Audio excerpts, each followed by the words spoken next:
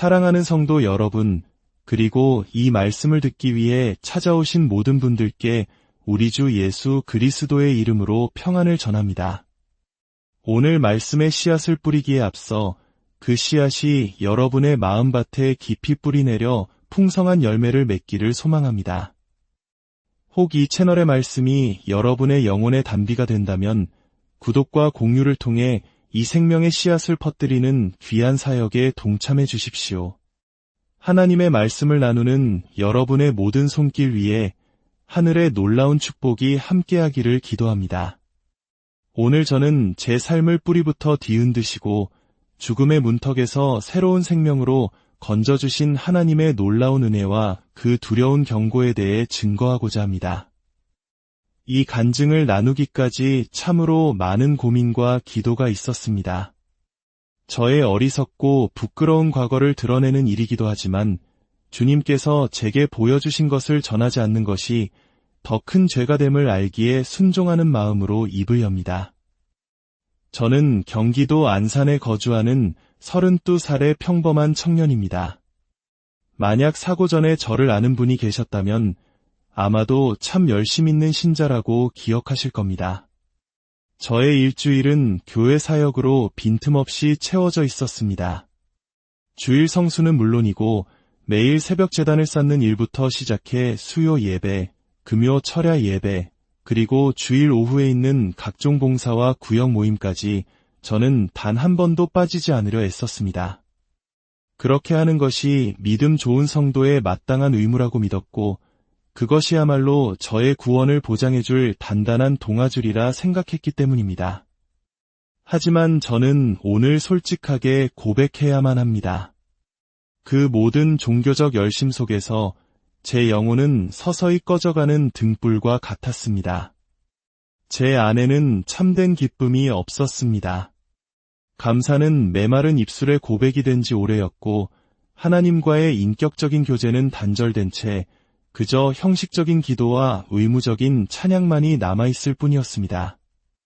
제 영혼은 이미 오래전에 방전된 배터리처럼 마지막 남은 의무감과 혹시라도 이것을 놓으면 버림받지 않을까 하는 두려움이라는 힘으로 간신히 버티고 있었습니다. 그 공포가 저를 채찍질하여 예배당으로 기도의 자리로 이끌었던 것입니다. 사건이 있었던 그날도 그랬습니다. 지난 3월, 자정을 훌쩍 넘긴 늦은 밤이었습니다. 그날도 어김없이 이어진 철야 예배와 사역을 모두 마치고 저의 낡은 승용차에 지친 몸을 실었을 때 온몸의 기운이 썰물처럼 빠져나가는 것을 느꼈습니다. 차 안 라디오에서는 희미하게 찬양이 흘러나오고 있었지만 그 어떤 아름다운 가사도 제 공허한 마음에 파고들지 못하고 그저 소음처럼 흩어지고 있었습니다. 조수석에는 밤을 새우기 위해 억지로 들이켰던 빈 에너지 드링크 캔 몇 개와 습관처럼 집어온 구겨진 교회 주보가 뒹굴고 있었습니다. 그것은 당시 제 신앙의 적나라한 자화상이었습니다. 머릿속에서는 두 가지 생각이 쉼없이 다투었습니다. 하나님, 정말 이렇게까지 해야만 하는 것입니까? 하는 지쳐버린 영혼의 탄식과 아니야, 이렇게라도 해야 구원받을 수 있어. 버텨야만 해 하는 율법에 단단히 묶인 두려움이었습니다. 저는 그 끝없는 싸움 속에서 스스로를 더욱더 벼랑 끝으로 몰아가고 있었습니다. 안산의 한적한 도로 위사거리, 깜빡이는 노란 신호등 불빛이 제 흐릿한 시야 속으로 번져 들어왔습니다. 그 불빛이 느리게 전멸하는 박자에 맞추어 천근만근 무거운 제 눈꺼풀도 속절없이 감겼다 떠지기를 반복했습니다. 그리고 바로 그 순간이었습니다. 제가 제 의지로 버티고 있던 삶의 끈을 위태롭게 놓아버린 바로 그 찰나 하나님께서는 당신의 방법으로 제 삶에 깊이 개입하기 시작하셨습니다. 꺼져가는 등불 같았던 제 영혼을 송두리째 흔들어 깨우실 그 첫 번째 순간이 바로 제 눈앞으로 괴음과 함께 다가오고 있었습니다. 제가 피로에 겨워 스르르 눈을 감았던 바로 다음 순간 반대편 차선에서 다가오는 거대한 헤드라이트 불빛이 섬광처럼 차 안을 하얗게 뒤덮었고 귀를 찢는 굉음과 함께 제 의식의 모든 것이 암전되었습니다. 육신의 고통도 세상의 소리도 없는 완전한 어둠, 그 칠흑 같은 정적 속으로 저는 한없이 가라앉는 듯했습니다. 얼마나 지났을까? 그 어둠이 안개처럼 걷히자 저는 더 이상 찌그러진 차체 안에 있지 않았습니다. 제 영은 비명과 절망으로 가득 찬 세상의 끝과 같은 풍경, 그 한가운데에 서 있었습니다. 수많은 사람이 빛의 기둥에 휩싸여 하늘로 솟구쳐 오르고 있었고 땅에 남겨진 이들은 망연자실하게 주저앉아 가슴을 치며 울부짖었습니다. 제 영혼을 가장 전율케 한 것은 바로 남겨진 이들의 얼굴이었습니다. 그토록 익숙했던 얼굴들, 저와 함께 새벽 제단을 쌓고 주일마다 함께 찬양하고 봉사했던 바로 그 장로님, 권사님, 집사님들이었습니다. 돌이킬 수 없다는 잔인한 확신과 지독한 후회, 그들의 수치심이 마치 제 것인 양심장을 도려내는 듯했습니다. 저는 그 끔찍한 광경 앞에서 영으로 부르짖었습니다. 주님, 어찌하여 이들이 남겨졌단 말입니까? 우리는 이렇게나 열심히 주님을 섬겼는데 도대체 무엇이 잘못된 것입니까? 제 절규가 터져나오던 바로 그 순간 주변을 가득 채웠던 절망의 소음들이 거짓말처럼 잦아들었습니다. 그 모든 비명과 울부짖음을 압도하는 하나의 음성이 제 영혼에 고요히, 그러나 너무나도 분명하게 들려왔기 때문입니다. 그것은 천둥과 같은 위엄의 소리가 아니었습니다. 오히려 아주 나직하고 슬픔과 사랑이 깊이 배어있는 음성이었습니다. 하지만 그 안에는 온 우주를 창조하시고 다스리시는 권위가 담겨 있어 제 영의 모든 세포가 그 음성 앞에 굴복했습니다. 저는 고개를 들었습니다. 제 곁에 주님이 서 계셨습니다. 제가 그림이나 영화에서 보았던 그런 모습이 아니었습니다. 눈을 멀게 하는 찬란한 광채도 천사들의 호위도 없었습니다.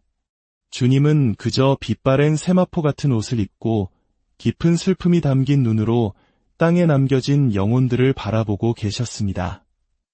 신기하게도 그분이 서 계신 것만으로 주변의 모든 혼돈과 공포는 그 의미를 잃고 배경처럼 멀어졌습니다. 오직 그분의 존재만이 실제였고 그분의 거룩하심 앞에 제 영혼은 숨조차 쉴 수 없었습니다. 주님께서 저를 돌아보셨고 저는 그 눈빛 속에서 저를 향한 책망이 아닌 길 잃은 어린 양을 향한 목자의 애통함을 보았습니다. 주님께서 입을 여셨습니다. 사랑하는 딸아, 결과는 시작에 의해 결정되는 법이니라. 이 마지막 날의 비극적인 추수를 이해하려면 너희가 그토록 열심히 뿌려왔다고 믿었던 그 씨앗들이 과연 어떤 것이었는지 그 시작부터 보아야만 한다. 주님의 말씀이 끝나자마자 제 주변의 세상이 녹아내리듯 변했습니다. 세상의 끝과 같던 처참한 풍경은 사라지고 눈앞에는 저에게 너무나도 익숙한 공간, 바로 제가 수년간 몸담아왔던 저희 교회 본당이 펼쳐졌습니다. 그러나 주님과 함께 보는 그곳은 제가 알던 거룩한 성전이 아니었습니다. 그것은 남겨진 영혼들을 길러낸 독이 든 씨앗의 밭이었습니다. 가장 먼저 제 눈에 들어온 것은 주일 저녁 찬양 예배 모습이었습니다. 무대 위는 화려한 조명으로 번쩍이고 있었고 실력 좋은 밴드는 사람들의 심장을 울리는 강렬한 비트의 음악을 연주하고 있었습니다. 회중석의 성도들은 모두 자리에서 일어나 두 손을 높이 들고 열정적으로 몸을 흔들며 찬양의 가사를 외치고 있었습니다. 겉으로 보기에는 성령의 임재가 가득한 뜨거운 예배의 현장이었습니다. 과거의 저였다면 이 광경을 보며 은혜롭다고 생각했을 것입니다. 하지만 주님의 시선으로 바라본 그곳의 실상은 끔찍했습니다. 그들의 영혼에는 기쁨이 단 한 조각도 없었습니다. 번쩍이는 조명 아래 그들의 눈은 공허하게 빛났고 굳게 담은 입술은 의무감으로 가사를 따라갈 뿐이었습니다. 그들의 흔들림은 성령의 감동으로 인한 춤이 아니라 주변의 분위기에 휩쓸린 군중의 몸짓이었습니다. 그때 저는 그 군중 속에서 한 여자를 발견하고는 숨을 멈추었습니다. 바로 저, 김알람이었습니다. 공허한 눈으로 무대를 바라보며 남들이 하니까 나도 해야 한다는 생각에 기계적으로 손을 들고 있는 제 모습이었습니다. 어쩌다 내 영혼이 이토록 공허한 껍데기만 남게 되었을까 절망하던 그때 주님께서는 그 뿌리가 어디에 있었는지를 보여주시듯 강대상에서 울려 퍼지던 담임 목사님의 익숙한 목소리를 환상 속에 겹쳐 들려주셨습니다. 사랑하는 성도 여러분, 고난이 거룩합니다. 여러분의 삶이 팍팍하고 기도가 응답되지 않는 것 같고 마음에 기쁨이 없는 것이 바로 여러분이 좁은 길을 걷고 있다는 증거입니다.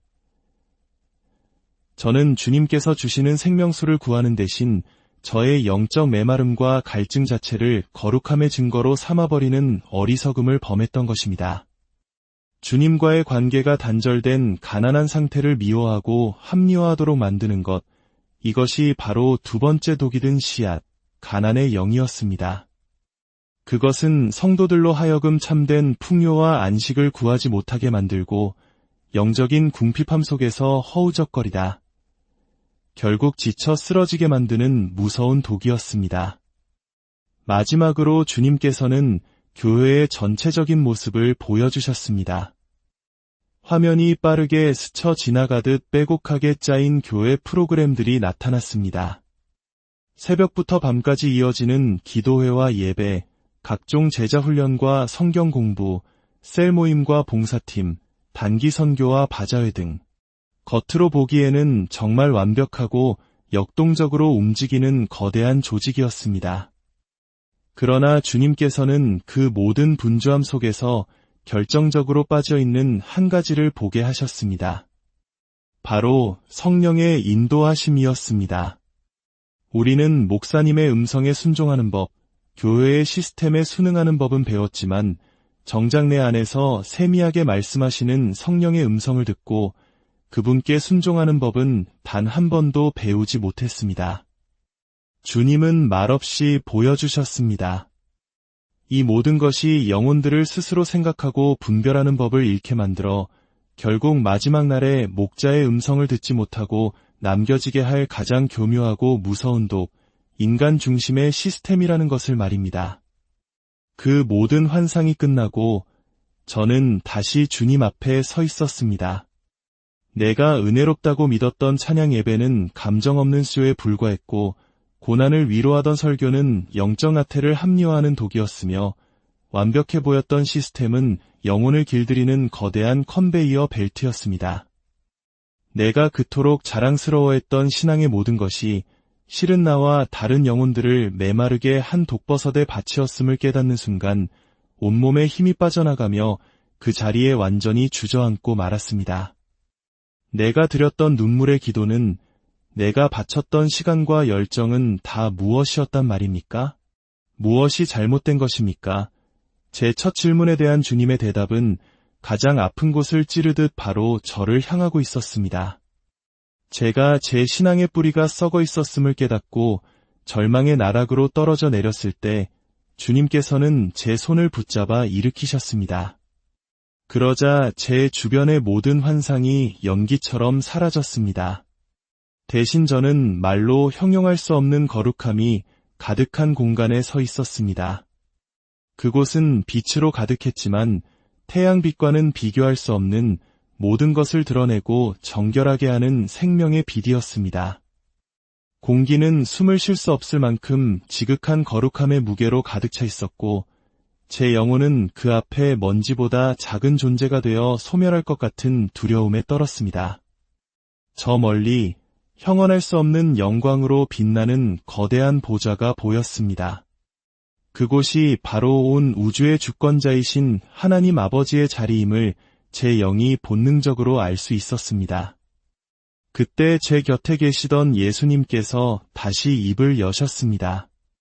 그분의 음성은 여전히 나직했지만 이제는 온 공간을 진동시키는 장엄한 왕의 권위가 실려 있었습니다. 사랑하는 딸아, 너는 방금 땅의 시스템이 어떻게 영혼들을 병들게 하는지를 보았다. 이제 눈을 들어 하늘의 기준이 무엇인지 보아라.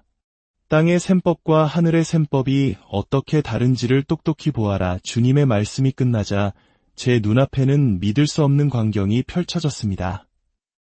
셀 수 없이 많은 영혼이 그 거대한 보좌 앞으로 나오고 있었습니다. 그들은 모두 벌거벗은 채였습니다. 이 땅에서 가졌던 목사, 장로, 집사 같은 직분도, 사회적인 지위나 명예도, 재산도, 학벌도 그 어떤 것도 없이 오직 자신의 영혼 그 자체로 서 있었습니다. 모든 위선이 벗겨진 채 영혼의 가장 깊은 곳에 숨겨두었던 근원적 동기가 빛 가운데 환히 드러나는 심판의 자리였습니다. 바로 그때 제 곁에 계신 예수님의 입에서부터 하늘의 심판 기준이 되는 하나님의 말씀이 선포되었습니다. 그 음성은 단순한 소리가 아니라 모든 영혼의 중심을 꿰뚫는 살아있는 검과 같았습니다. 나의 종 사무엘을 통해 기록된 바와 같이 사람은 겉모습을 보지만 나 주는 중심을 보느니라. 이것은 영원부터 변치 않는 나의 기준이다. 이 말씀이 선포되는 순간 온몸이 얼어붙는 것 같았습니다. 중심을 보시는 하나님. 이 말씀이 제 심장을 그대로 관통했습니다. 그제야 저는 깨달았습니다. 저의 모든 열심, 모든 헌신과 봉사, 모든 눈물의 기도가 하나님을 향한 순전한 사랑에서 비롯된 것이 아니었음을 말입니다. 그 중심에는 버림받을지도 모른다는 구원에 대한 지독한 두려움이 있었고, 목사님과 성도들에게 믿음 좋은 청년으로 인정받고 싶었던 더러운 교만과 공허함이 뒤섞여 있었습니다. 하나님을 사랑해서가 아니라 나 자신을 위해 그 모든 종교 행위에 매달렸던 것입니다. 그 자리에서 저는 소리 없는 통곡을 터뜨리며 무너져 내릴 수밖에 없었습니다. 주님, 제가 바로 그 죄인입니다. 제가 바로 중심이 썩은 자입니다. 주님께서는 그런 저를 잠잠히 바라보시며 이제 하늘의 심판이 어떻게 이루어지는지를 직접 보여주기 시작하셨습니다. 제 눈앞에서 새 영혼의 심판이 생생하게 펼쳐졌습니다. 첫 번째로 보좌 앞에 나아온 영혼은 이 땅에서 아주 유명했던 한 사역자였습니다. 그는 수많은 사람을 주님께 인도했고 거대한 교회를 세웠으며 수많은 기적을 행했던 모두가 존경하는 이 시대의 영적 거인이었습니다. 그의 머리 위에는 그가 이 땅에서 쌓은 업적들이 마치 보석처럼 박힌 화려한 면류관이 놓여 있었습니다. 저는 당연히 그가 하나님께 큰 칭찬과 상급을 받으리라 생각했습니다. 그러나 그가 보좌 앞에 서자 보좌로부터 나오는 빛이 그의 면류관을 비추었습니다. 그러자 놀라운 일이 벌어졌습니다. 영원히 빛날 것 같았던 그 모든 보석이 하나님의 거룩한 빛 앞에서 순식간에 검은 재로 변하여 힘없이 바스러져 내리는 것이었습니다. 그의 모든 사역, 모든 업적이 한 줌의 재가 되어 사라져 버렸습니다. 그때 주님의 음성이 들렸습니다. 내가 행한 모든 일의 동기가 나를 향한 사랑이 아니요 사람들의 인정과 칭찬을 구하는 자기 사랑이었음이라. 너는 이미 땅에서 너의 상을 다 받았느니라. 세상에서 가장 성공한 사역이 하늘에서는 아무것도 아닐 수 있다는 이 무서운 진실 앞에서 저는 할 말을 잃었습니다. 두 번째로 나아온 영혼은 아무도 그 이름을 기억하지 못하는 시골 교회의 이름 없는 성도였습니다. 그는 평생 작은 마을에서 농사를 지으며 살았고 교회에서도 그저 묵묵히 자기 자리를 지키던 눈에 띄지 않는 사람이었습니다. 그의 머리 위에는 내세울 만한 화려한 면류관이 없었습니다. 그저 그가 평생 주님을 사랑하며 행했던 작은 순종들이 작은 불꽃처럼 아른거릴 뿐이었습니다. 이웃의 아픔을 위해 밤새 몰래 드렸던 기도, 어려운 교우를 위해 아무도 모르게 헌금했던 작은 물질, 낙심한 이에게 건넸던 따뜻한 위로의 말 한마디. 세상의 기준으로는 너무나도 작고 보잘것없는 것들이었습니다. 그러나 그가 보좌 앞에 나아가자 보좌의 빛이 그의 머리 위 작은 불꽃들을 비추었습니다. 그러자 그 작은 불꽃 하나하나가 세상에서 가장 순결하고 눈부신 다이아몬드로 변하여 영원한 영광의 면류관을 이루는 것이 아니겠습니까? 주님께서 그에게 말씀하셨습니다. 잘하였도다. 착하고 충성된 종아. 내가 지극히 작은 것에 충성하였음에 많은 것으로 내게 맡기리니 내 주인의 즐거움에 참여할지어다. 저는 그 광경을 보며 눈물을 멈출 수가 없었습니다. 하나님께서 받으시는 것은 사역의 크기나 성과가 아니라 주님을 향한 순전한 사랑의 동기, 바로 그 중심이라는 것을 똑똑히 보았습니다. 마지막으로 심판대 앞에 선 영혼은 겉보기에 무척이나 경건해 보이는 신자였습니다. 그는 누구보다 성경을 많이 알았고 율법을 철저하게 지켰으며 스스로 의롭다고 확신하는 태도를 가지고 있었습니다.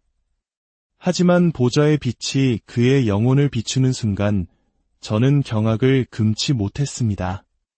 그의 겉모습은 하얗고 아름다웠지만 그 속은 시커먼 연기가 피어오르는 쓰레기장과도 같았습니다. 그 안에는 다른 사람을 향한 비판과 정죄, 자기의와 교만, 음흉한 탐심과 위선이 구더기처럼 들끓고 있었습니다. 그때 예수님께서 말씀하셨습니다. 화 있을진저 외식하는 자들이여. 너희는 회칠한 무덤과 같으니 겉은 아름답게 보이나 그 안에는 죽은 자의 뼈와 온갖 더러운 것이 가득하도다. 그 말씀과 함께 그의 하얗던 겉모습이 깨진 유리 조각처럼 부서져 내리며 그 추악한 속이 완전히 드러나고 말았습니다. 저는 차마 그 모습을 더는 볼 수가 없어 얼굴을 감싸 쥐었습니다. 두려웠습니다. 그 모습이 바로 나의 모습이었기 때문입니다. 그 3번의 심판을 통해 저는 완전히 깨달았습니다. 이 땅에서의 성공과 명성, 사람들의 칭찬과 인정은 하늘의 심판대 앞에서 아무런 가치가 없다는 것을, 하나님은 우리가 얼마나 큰 일을 했는가를 보시는 것이 아니라 얼마나 순전한 사랑으로 그 일을 했는가를 보시는 분이라는 것을, 하나님 앞에서는 우리의 중심 동기 외에 그 어떤 것도 남지 않는다는 것을 말입니다.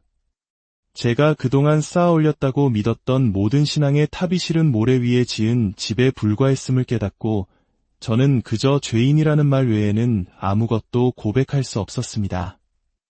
그때 심판의 광경은 다음 국면으로 넘어가고 있었습니다. 개인의 동기를 넘어 그 동기가 공동체에 어떤 영향을 미쳤는지를 묻는 시간이었습니다. 이번에 보좌 앞으로 불려나온 영혼들은 이 땅에서 목자라 불리던 이들이었습니다. 수많은 영혼을 책임졌던 목사님, 신학 교수, 선교사들이었습니다.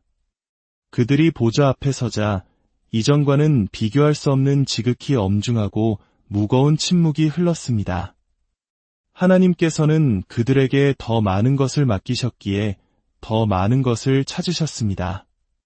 그때 하늘과 땅을 진동시키는 3가지 질문이 천둥과 같이 울려 퍼졌습니다. 첫 번째 질문은 이것이었습니다. 내 아들에게 무엇을 하였느냐? 이 질문은 내 아들을 위해 무엇을 하였느냐가 아니었습니다. 이 질문의 핵심은 목자들이 강단에서 선포하고 삶으로 보여준 예수님이 과연 성경이 말하는 진짜 예수님이었냐는 것이었습니다.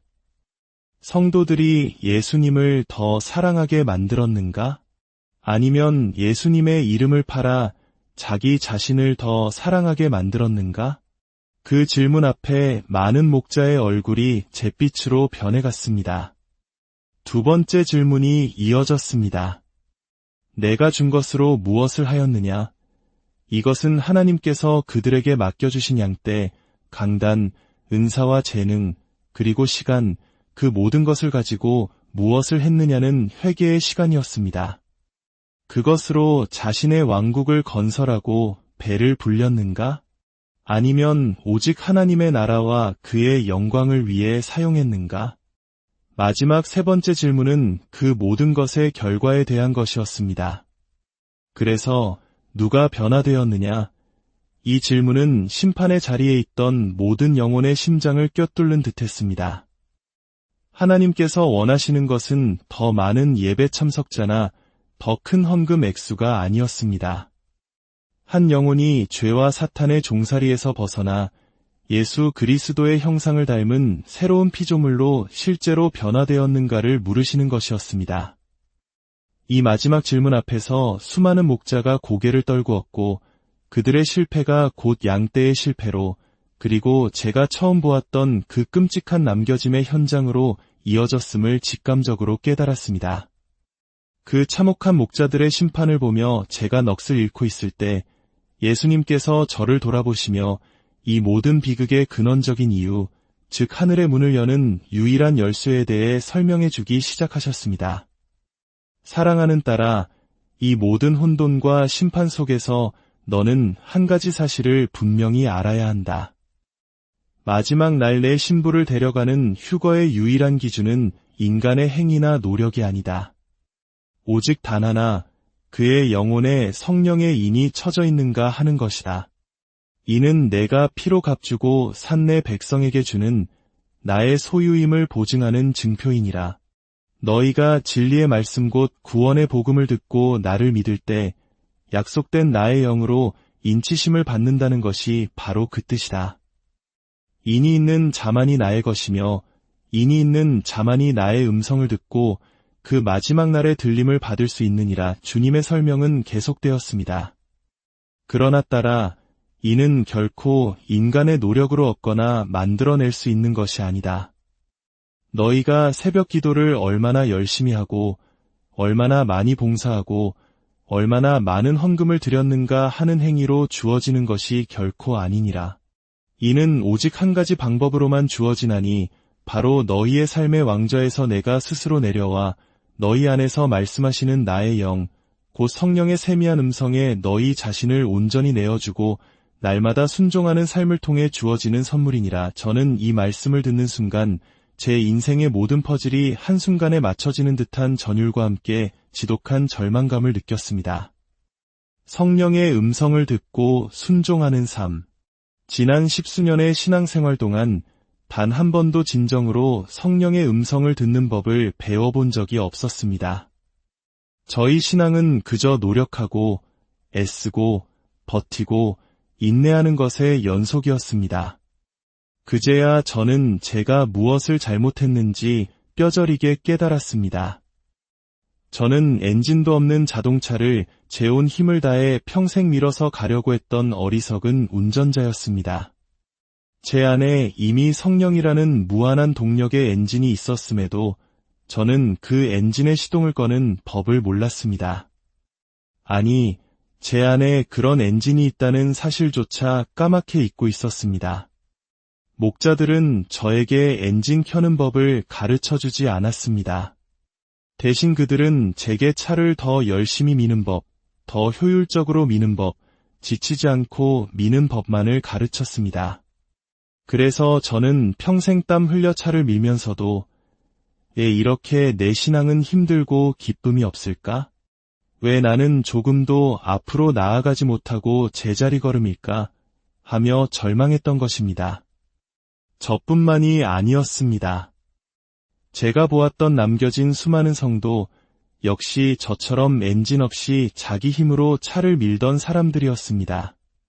그들은 성령 없이 예배하고 성령 없이 기도하고 성령 없이 봉사하는 법에는 전문가가 되었지만 정작 자신의 영혼에 하나님의 소유권을 증명하는 성령의 인을 받지 못했던 것입니다. 그 결과 마지막 날 신랑이 오셨을 때 그분의 소유라는 증표가 없어 그 잔치에 들어가지 못하고 문 밖에 남아 슬피 울게 된 것이었습니다. 이 모든 것을 깨닫게 되자 저는 더 이상 하나님께 저의 열심을 변명할 수도 저의 행위를 주장할 수도 없었습니다. 저는 그저 아무것도 가진 것 없는 완전히 파산한 영혼, 엔진 없이 길 위에 버려진 고물 자동차와 같은 존재임을 인정할 수밖에 없었습니다. 제가 완전히 파산한 영혼이 되어 그 자리에 주저앉아 있을 때 저를 짓누르던 그 지극한 거룩함의 무게와 심판의 두려움이 서서히 걷히는 것을 느꼈습니다. 주변의 모든 심판의 광경이 사라지고 저는 어느새 따스하고 평온한 빛으로 가득한 공간의 주님과 단둘이 서 있었습니다. 그 빛은 모든 것을 드러내는 심판의 빛이 아니라 모든 상처를 감싸고 치유하는 은혜의 빛이었습니다. 제 영혼을 꿰뚫어 보시던 주님의 준엄한 눈빛은 이제는 길을 잃고 헤매다 돌아온 탕자를 바라보시는 아버지의 눈빛처럼 끝없는 긍휼과 사랑으로 가득 차 있었습니다. 저는 더 이상 버틸 힘도 제 자신을 변호할 그 어떤 의지도 남아있지 않았습니다. 저는 그분의 발 앞에 엎드려 어린아이처럼 울부짖으며 내 영혼의 마지막 질문을 쏟아냈습니다. 주님, 그렇다면 저와 같은 자는 이제 어찌해야 합니까? 저 같은 위선자는, 이 엔진 없는 고물 자동차 같은 제 영혼은 어떻게 해야 다시 달릴 수 있습니까? 어떻게 해야 그 약속의 성령으로 인치심을 받아 주님의 참된 신부로 준비될 수 있단 말입니까? 제게 구원의 길을, 참된 회개의 길을 보여주시옵소서. 제 기도가 채 끝나기도 전에 주님께서는 몸을 낮추어 저를 일으켜 세우셨습니다. 그리고는 너무나도 부드럽고 따뜻한 음성으로 제 평생의 오해를 깨뜨리시는 진리의 말씀을 가르쳐 주기 시작하셨습니다. 사랑하는 딸아, 일어서거라. 너는 지금까지 회개를 오해하고 있었느니라. 회개는 내가 지은 죄의 목록을 나에게 고백하고 용서를 구하는 행위에서 그치는 것이 아니다. 물론 그것도 필요하지만 그것은 시작일 뿐이니라. 내가 너에게 원하는 참된 회개는 삶의 근본적인 방향 전환이니라. 주님은 제 눈을 바라보시며 하나하나 차근차근 설명해 주셨습니다. 참된 회개란 첫째로 내 삶의 왕좌에서 내가 스스로 내려오는 것이니라.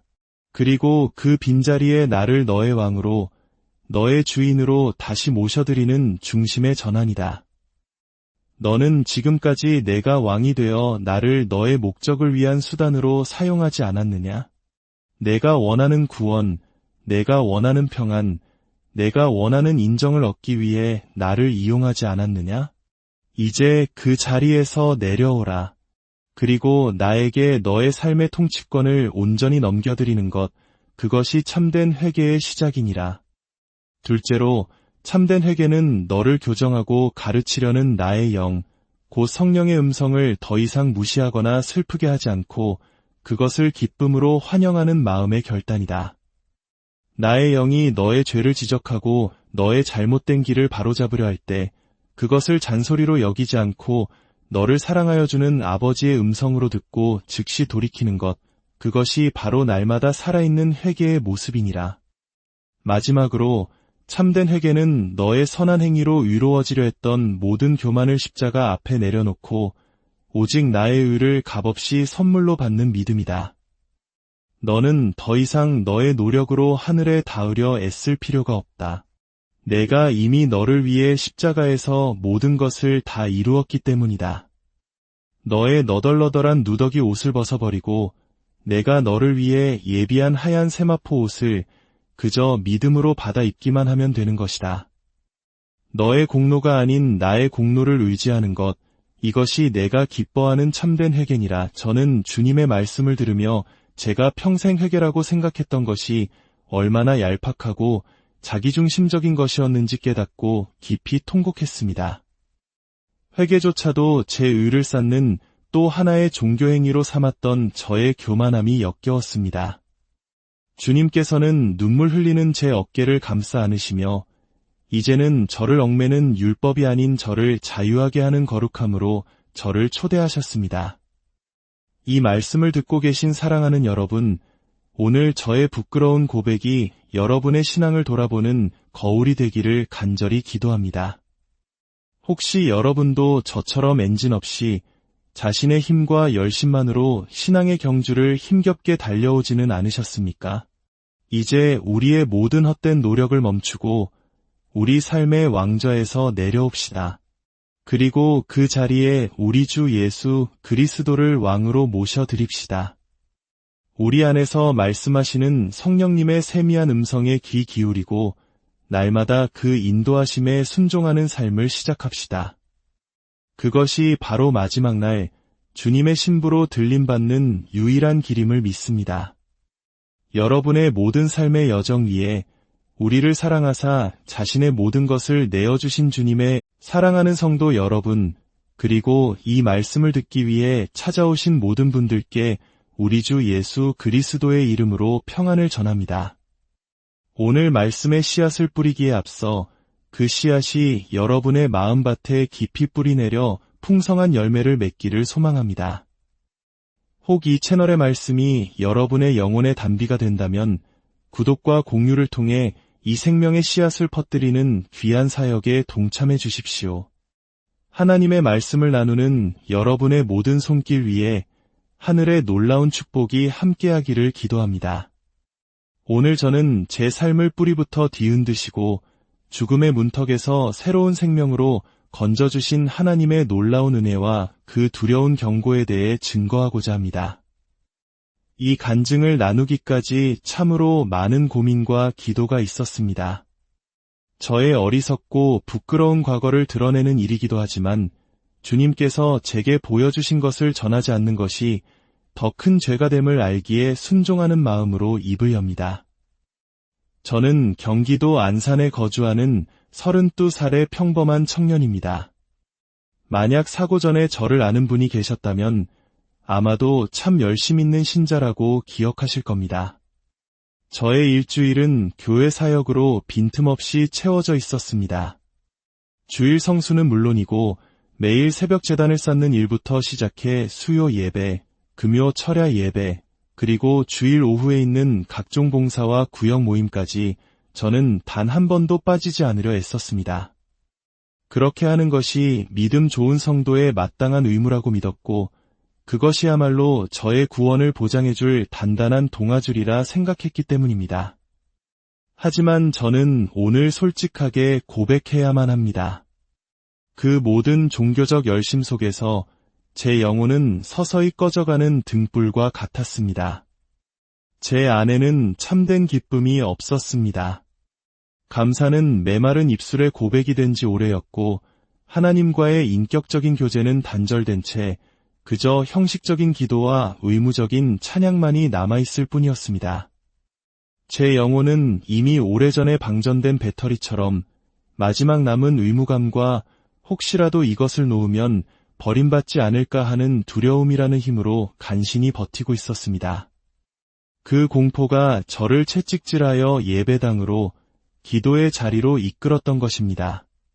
사건이 있었던 그날도 그랬습니다. 지난 3월, 자정을 훌쩍 넘긴 늦은 밤이었습니다. 그날도 어김없이 이어진 철야 예배와 사역을 모두 마치고 저의 낡은 승용차에 지친 몸을 실었을 때 온몸의 기운이 썰물처럼 빠져나가는 것을 느꼈습니다. 차 안 라디오에서는 희미하게 찬양이 흘러나오고 있었지만 그 어떤 아름다운 가사도 제 공허한 마음에 파고들지 못하고 그저 소음처럼 흩어지고 있었습니다.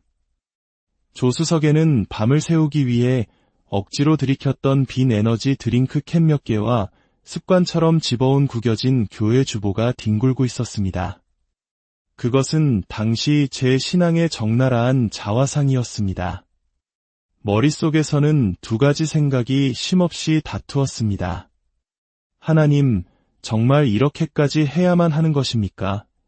하는 지쳐버린 영혼의 탄식과 아니야, 이렇게라도 해야 구원받을 수 있어. 버텨야만 해 하는 율법에 단단히 묶인 두려움이었습니다. 저는 그 끝없는 싸움 속에서 스스로를 더욱더 벼랑 끝으로 몰아가고 있었습니다. 안산의 한적한 도로 위사거리, 깜빡이는 노란 신호등 불빛이 제 흐릿한 시야 속으로 번져 들어왔습니다. 그 불빛이 느리게 전멸하는 박자에 맞추어 천근만근 무거운 제 눈꺼풀도 속절없이 감겼다 떠지기를 반복했습니다. 그리고 바로 그 순간이었습니다. 제가 제 의지로 버티고 있던 삶의 끈을 위태롭게 놓아버린 바로 그 찰나, 하나님께서는 당신의 방법으로 제 삶에 깊이 개입하기 시작하셨습니다. 꺼져가는 등불 같았던 제 영혼을 송두리째 흔들어 깨우실 그 첫 번째 순간이 바로 제 눈앞으로 괴음과 함께 다가오고 있었습니다. 제가 피로에 겨워 스르르 눈을 감았던 바로 다음 순간, 반대편 차선에서 다가오는 거대한 헤드라이트 불빛이 섬광처럼 차 안을 하얗게 뒤덮었고, 귀를 찢는 굉음과 함께 제 의식의 모든 것이 암전되었습니다. 육신의 고통도, 세상의 소리도 없는 완전한 어둠, 그 칠흑 같은 정적 속으로 저는 한없이 가라앉는 듯했습니다. 얼마나 지났을까, 그 어둠이 안개처럼 걷히자 저는 더 이상 찌그러진 차체 안에 있지 않았습니다. 제 영은 비명과 절망으로 가득 찬 세상의 끝과 같은 풍경, 그 한가운데에 서 있었습니다. 수많은 사람이 빛의 기둥에 휩싸여 하늘로 솟구쳐 오르고 있었고, 땅에 남겨진 이들은 망연자실하게 주저앉아 가슴을 치며 울부짖었습니다. 제 영혼을 가장 전율케 한 것은 바로 남겨진 이들의 얼굴이었습니다. 그토록 익숙했던 얼굴들, 저와 함께 새벽 제단을 쌓고 주일마다 함께 찬양하고 봉사했던 바로 그 장로님, 권사님, 집사님들이었습니다. 돌이킬 수 없다는 잔인한 확신과 지독한 후회, 그들의 수치심이 마치 제 것인 양심장을 도려내는 듯했습니다. 저는 그 끔찍한 광경 앞에서 영으로 부르짖었습니다. 주님, 어찌하여 이들이 남겨졌단 말입니까? 우리는 이렇게나 열심히 주님을 섬겼는데 도대체 무엇이 잘못된 것입니까?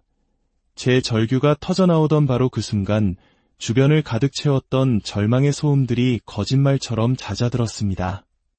그 모든 비명과 울부짖음을 압도하는 하나의 음성이 제 영혼에 고요히, 그러나 너무나도 분명하게 들려왔기 때문입니다. 그것은 천둥과 같은 위엄의 소리가 아니었습니다. 오히려 아주 나직하고 슬픔과 사랑이 깊이 배어있는 음성이었습니다. 하지만 그 안에는 온 우주를 창조하시고 다스리시는 권위가 담겨 있어 제 영의 모든 세포가 그 음성 앞에 굴복했습니다. 저는 고개를 들었습니다. 제 곁에 주님이 서 계셨습니다. 제가 그림이나 영화에서 보았던 그런 모습이 아니었습니다. 눈을 멀게 하는 찬란한 광채도, 천사들의 호위도 없었습니다. 주님은 그저 빛바랜 세마포 같은 옷을 입고 깊은 슬픔이 담긴 눈으로 땅에 남겨진 영혼들을 바라보고 계셨습니다. 신기하게도 그분이 서 계신 것만으로 주변의 모든 혼돈과 공포는 그 의미를 잃고 배경처럼 멀어졌습니다. 오직 그분의 존재만이 실제였고 그분의 거룩하심 앞에 제 영혼은 숨조차 쉴 수 없었습니다. 주님께서 저를 돌아보셨고 저는 그 눈빛 속에서 저를 향한 책망이 아닌 길 잃은 어린 양을 향한 목자의 애통함을 보았습니다. 주님께서 입을 여셨습니다. 사랑하는 딸아, 결과는 시작에 의해 결정되는 법이니라. 이 마지막 날의 비극적인 추수를 이해하려면 너희가 그토록 열심히 뿌려왔다고 믿었던 그 씨앗들이 과연 어떤 것이었는지 그 시작부터 보아야만 한다. 주님의 말씀이 끝나자마자 제 주변의 세상이 녹아내리듯 변했습니다. 세상의 끝과 같던 처참한 풍경은 사라지고 눈앞에는 저에게 너무나도 익숙한 공간, 바로 제가 수년간 몸담아왔던 저희 교회 본당이 펼쳐졌습니다. 그러나 주님과 함께 보는 그곳은 제가 알던 거룩한 성전이 아니었습니다. 그것은 남겨진 영혼들을 길러낸 독이 든 씨앗의 밭이었습니다. 가장 먼저 제 눈에 들어온 것은 주일 저녁 찬양 예배 모습이었습니다. 무대 위는 화려한 조명으로 번쩍이고 있었고 실력 좋은 밴드는 사람들의 심장을 울리는 강렬한 비트의 음악을 연주하고 있었습니다. 회중석의 성도들은 모두 자리에서 일어나 두 손을 높이 들고 열정적으로 몸을 흔들며 찬양의 가사를 외치고 있었습니다. 겉으로 보기에는 성령의 임재가 가득한 뜨거운 예배의 현장이었습니다. 과거의 저였다면 이 광경을 보며 은혜롭다고 생각했을 것입니다. 하지만 주님의 시선으로 바라본 그곳의 실상은 끔찍했습니다. 그들의 영혼에는 기쁨이 단 한 조각도 없었습니다. 번쩍이는 조명 아래 그들의 눈은 공허하게 빛났고 굳게 담은 입술은 의무감으로 가사를 따라갈 뿐이었습니다. 그들의 흔들림은 성령의 감동으로 인한 춤이 아니라 주변의 분위기에 휩쓸린 군중의 몸짓이었습니다. 그때 저는 그 군중 속에서 한 여자를 발견하고는 숨을 멈추었습니다. 바로 저 기말람이었습니다. 공허한 눈으로 무대를 바라보며 남들이 하니까 나도 해야 한다는 생각에 기계적으로 손을 들고 있는 제 모습이었습니다. 어쩌다 내 영혼이 이토록 공허한 껍데기만 남게 되었을까 절망하던 그때 주님께서는 그 뿌리가 어디에 있었는지를 보여주시듯 강대상에서 울려 퍼지던 담임 목사님의 익숙한 목소리를 환상 속에 겹쳐 들려주셨습니다. 사랑하는 성도 여러분, 고난이 거룩합니다. 여러분의 삶이 팍팍하고 기도가 응답되지 않는 것 같고 마음에 기쁨이 없는 것이 바로 여러분이 좁은 길을 걷고 있다는 증거입니다.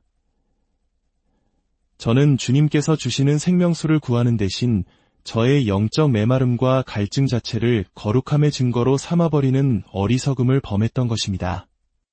주님과의 관계가 단절된 가난한 상태를 미워하고 합리화하도록 만드는 것, 이것이 바로 두 번째 독이 든 씨앗, 가난의 영이었습니다.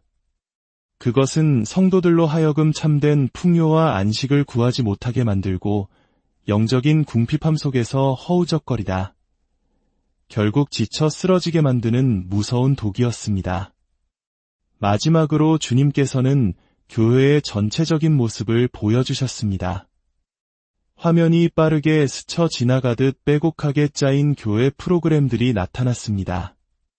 새벽부터 밤까지 이어지는 기도회와 예배, 각종 제자훈련과 성경 공부, 셀 모임과 봉사팀, 단기 선교와 바자회 등 겉으로 보기에는 정말 완벽하고 역동적으로 움직이는 거대한 조직이었습니다. 그러나 주님께서는 그 모든 분주함 속에서 결정적으로 빠져있는 한 가지를 보게 하셨습니다. 바로 성령의 인도하심이었습니다. 우리는 목사님의 음성에 순종하는 법, 교회의 시스템에 순응하는 법은 배웠지만 정작 내 안에서 세미하게 말씀하시는 성령의 음성을 듣고 그분께 순종하는 법은 단 한 번도 배우지 못했습니다. 주님은 말없이 보여주셨습니다.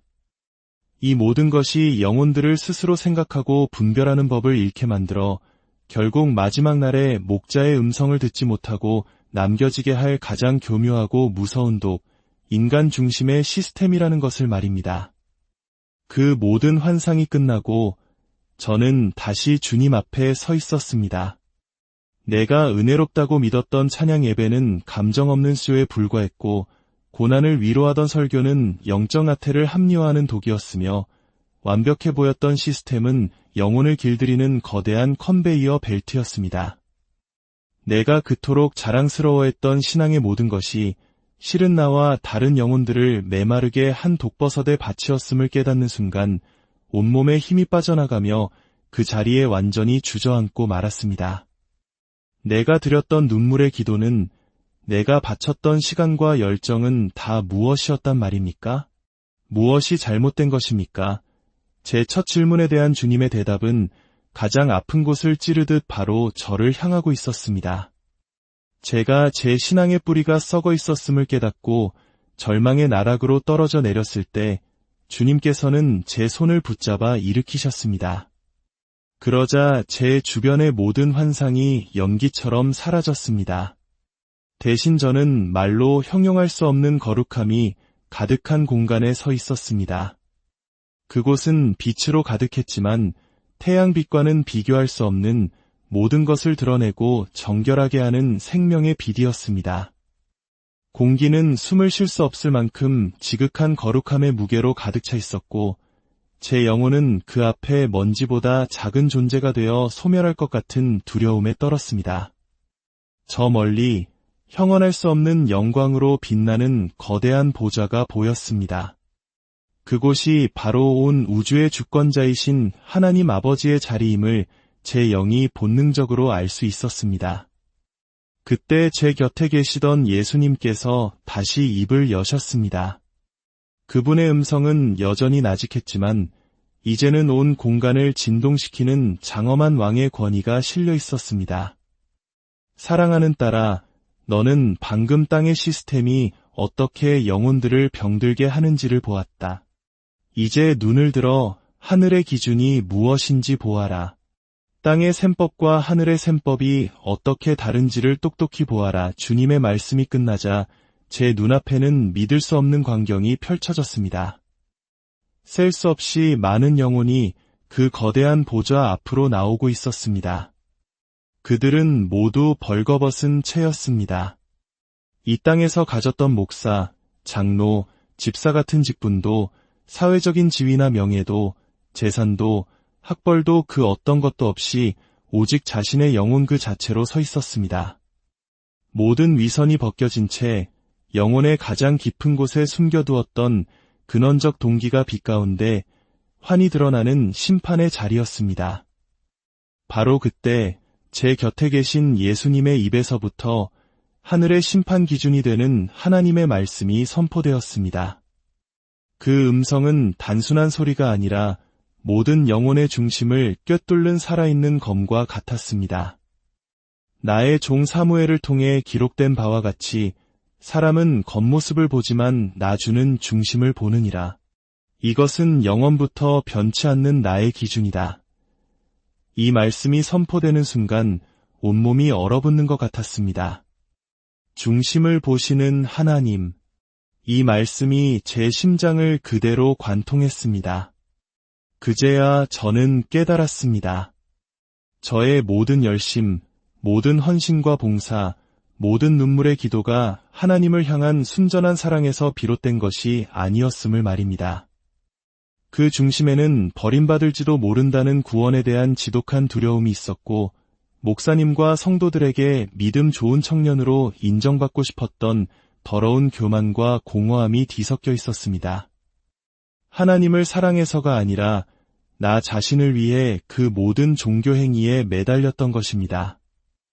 그 자리에서 저는 소리 없는 통곡을 터뜨리며 무너져 내릴 수밖에 없었습니다. 주님, 제가 바로 그 죄인입니다. 제가 바로 중심이 썩은 자입니다. 주님께서는 그런 저를 잠잠히 바라보시며 이제 하늘의 심판이 어떻게 이루어지는지를 직접 보여주기 시작하셨습니다. 제 눈앞에서 새 영혼의 심판이 생생하게 펼쳐졌습니다. 첫 번째로 보좌 앞에 나아온 영혼은 이 땅에서 아주 유명했던 한 사역자였습니다.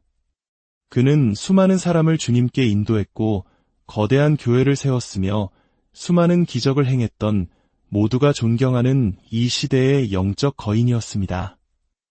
그의 머리 위에는 그가 이 땅에서 쌓은 업적들이 마치 보석처럼 박힌 화려한 면류관이 놓여 있었습니다.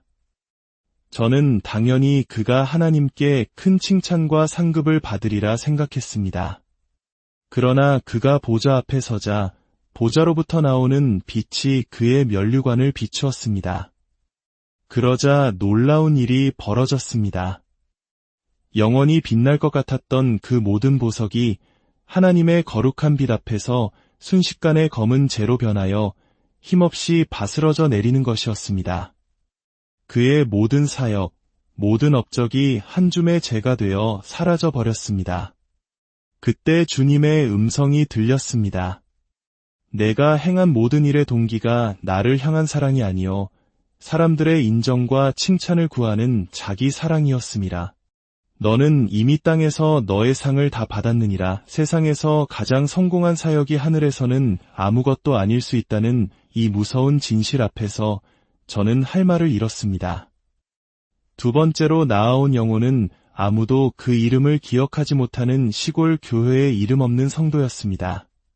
그는 평생 작은 마을에서 농사를 지으며 살았고 교회에서도 그저 묵묵히 자기 자리를 지키던 눈에 띄지 않는 사람이었습니다. 그의 머리 위에는 내세울 만한 화려한 면류관이 없었습니다. 그저 그가 평생 주님을 사랑하며 행했던 작은 순종들이 작은 불꽃처럼 아른거릴 뿐이었습니다. 이웃의 아픔을 위해 밤새 몰래 드렸던 기도, 어려운 교우를 위해 아무도 모르게 헌금했던 작은 물질, 낙심한 이에게 건넸던 따뜻한 위로의 말 한마디. 세상의 기준으로는 너무나도 작고 보잘것없는 것들이었습니다. 그러나 그가 보좌 앞에 나아가자 보좌의 빛이 그의 머리 위 작은 불꽃들을 비추었습니다. 그러자 그 작은 불꽃 하나하나가 세상에서 가장 순결하고 눈부신 다이아몬드로 변하여 영원한 영광의 면류관을 이루는 것이 아니겠습니까? 주님께서 그에게 말씀하셨습니다. 잘하였도다. 착하고 충성된 종아. 내가 지극히 작은 것에 충성하였음에 많은 것으로 내게 맡기리니 내 주인의 즐거움에 참여할지어다. 저는 그 광경을 보며 눈물을 멈출 수가 없었습니다. 하나님께서 받으시는 것은 사역의 크기나 성과가 아니라 주님을 향한 순전한 사랑의 동기, 바로 그 중심이라는 것을 똑똑히 보았습니다.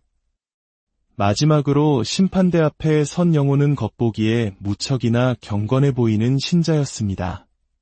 그는 누구보다 성경을 많이 알았고 율법을 철저하게 지켰으며 스스로 의롭다고 확신하는 태도를 가지고 있었습니다. 하지만 보좌의 빛이 그의 영혼을 비추는 순간 저는 경악을 금치 못했습니다. 그의 겉모습은 하얗고 아름다웠지만 그 속은 시커먼 연기가 피어오르는 쓰레기장과도 같았습니다. 그 안에는 다른 사람을 향한 비판과 정죄, 자기의와 교만, 음흉한 탐심과 위선이 구더기처럼 들끓고 있었습니다. 그때 예수님께서 말씀하셨습니다. 화 있을진저 외식하는 자들이여, 너희는 회칠한 무덤과 같으니 겉은 아름답게 보이나 그 안에는 죽은 자의 뼈와 온갖 더러운 것이 가득하도다. 그 말씀과 함께 그의 하얗던 겉모습이 깨진 유리 조각처럼 부서져 내리며 그 추악한 속이 완전히 드러나고 말았습니다. 저는 차마 그 모습을 더는 볼 수가 없어 얼굴을 감싸 쥐었습니다. 두려웠습니다. 그 모습이 바로 나의 모습이었기 때문입니다. 그 3번의 심판을 통해 저는 완전히 깨달았습니다.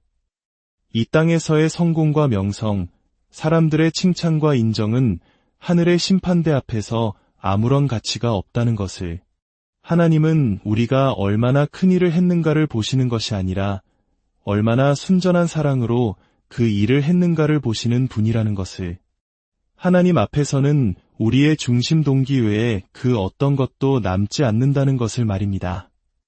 제가 그동안 쌓아 올렸다고 믿었던 모든 신앙의 탑이 실은 모래 위에 지은 집에 불과했음을 깨닫고 저는 그저 죄인이라는 말 외에는 아무것도 고백할 수 없었습니다. 그때 심판의 광경은 다음 국면으로 넘어가고 있었습니다. 개인의 동기를 넘어 그 동기가 공동체에 어떤 영향을 미쳤는지를 묻는 시간이었습니다. 이번에 보좌 앞으로 불려나온 영혼들은 이 땅에서 목자라 불리던 이들이었습니다. 수많은 영혼을 책임졌던 목사님, 신학 교수, 선교사들이었습니다. 그들이 보좌 앞에 서자 이전과는 비교할 수 없는 지극히 엄중하고 무거운 침묵이 흘렀습니다. 하나님께서는 그들에게 더 많은 것을 맡기셨기에 더 많은 것을 찾으셨습니다. 그때 하늘과 땅을 진동시키는 3가지 질문이 천둥과 같이 울려 퍼졌습니다. 첫 번째 질문은 이것이었습니다. 내 아들에게 무엇을 하였느냐? 이 질문은 내 아들을 위해 무엇을 하였느냐가 아니었습니다. 이 질문의 핵심은 목자들이 강단에서 선포하고 삶으로 보여준 예수님이 과연 성경이 말하는 진짜 예수님이었냐는 것이었습니다. 성도들이 예수님을 더 사랑하게 만들었는가? 아니면 예수님의 이름을 팔아 자기 자신을 더 사랑하게 만들었는가? 그 질문 앞에 많은 목자의 얼굴이 잿빛으로 변해갔습니다. 두 번째 질문이 이어졌습니다. 내가 준 것으로 무엇을 하였느냐? 이것은 하나님께서 그들에게 맡겨주신 양떼, 강단, 은사와 재능, 그리고 시간, 그 모든 것을 가지고 무엇을 했느냐는 회개의 시간이었습니다. 그것으로